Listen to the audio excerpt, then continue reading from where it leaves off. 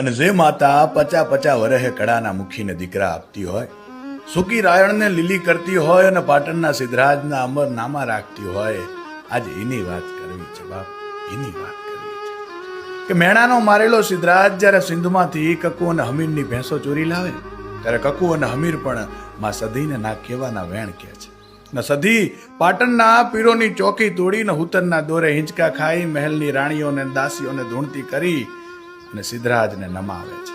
સિદ્ધરાજ માતાજીના પગમાં પડીને ભેંસો પાછી આપી પાટણમાં બહેણા કરવા વિનંતી કરે છે અને માતાજી રાણકી વાવ ખાતે બહેણા કરે છે.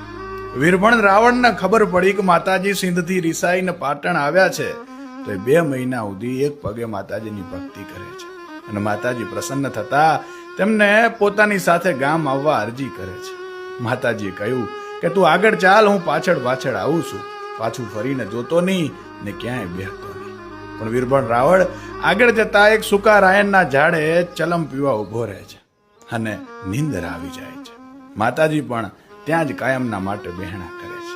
આજ પણ માતાજીનું કડા ખાતેનું એ મંદિર આ લોકકથાની સાક્ષી પૂરે છે. જય મા સધી.